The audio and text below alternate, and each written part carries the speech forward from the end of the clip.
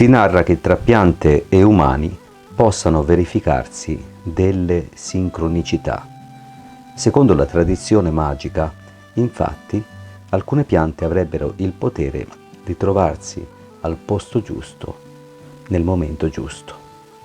Qualche tempo fa, mentre espiantavo una piantina di consolida per trasportarla nel mio giardino erboristico, mi procurai una grossa ferita al dito a causa di un vetro presente sottoterra. Ero ovviamente senza guanti e la ferita forse avrebbe necessitato almeno un punto di sutura. L'intervento della consolida stessa contribuì alla completa rimarginazione e guarigione della ferita. Oggi del taglio resta una lieve cicatrice perfettamente rimarginata. Tempo fa fui morso da un cane al polpaccio. Tornato a casa, lavai la ferita, la disinfettai con l'iperico e vi sparsi sopra un unguento di consolida di mia produzione. 3 giorni dopo feci vedere la ferita al mio medico, che rimase meravigliato del suo sorprendente stato di cicatrizzazione e guarigione. Eppure almeno un dente era penetrato di circa 5 mm.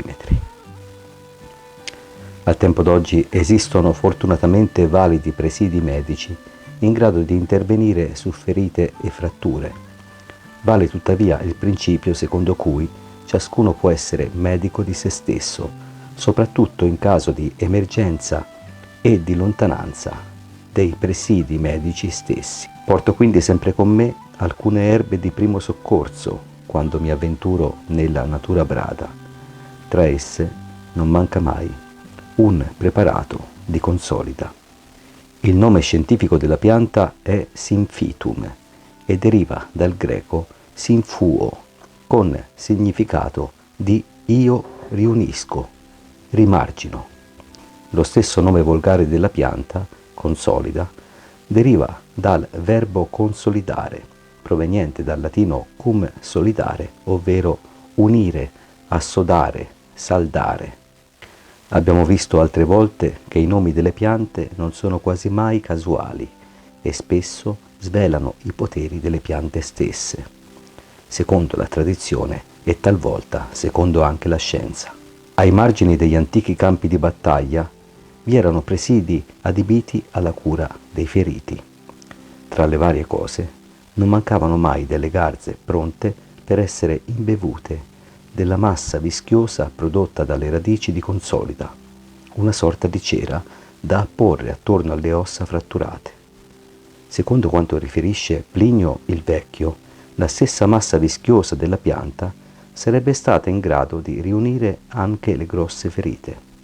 Secondo gli antichi greci, la pianta sarebbe stata in grado di stimolare la ricrescita dei tessuti lesionati. Pare anche che gli antichi erboristi sconsigliassero l'applicazione della consolida sulle ferite troppo profonde, perché l'azione dell'erba le avrebbe rimarginate troppo velocemente senza consentire una giusta tempistica di rimarginazione.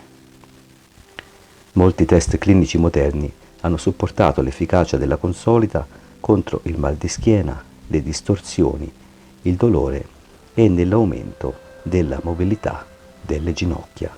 Secondo gli studi, grazie alla presenza di un costituente chimico chiamato allantoina, la pianta sarebbe in grado di proteggere la pelle, stimolare la crescita di nuove cellule cutanee e di alleviare le infiammazioni. Molte agenzie dedite all'uso officinale delle piante hanno approvato l'uso della consolida per il trattamento delle ferite lievi. Alcuni stati esteri commercializzano la pianta come prodotto da banco utile alla cute e al trattamento dell'herpes. La pianta si presta solo a un uso esterno. Validi suggerimenti di preparazione a tale scopo sono presenti nei migliori manuali di erboristica. Solo il medico è abilitato a diagnosticare i sintomi e a somministrare le cure. Questo contributo ha pertanto solo fini e scopi divulgativi. Buona alleanza con la natura e buone sincronicità a tutti. Arrivederci.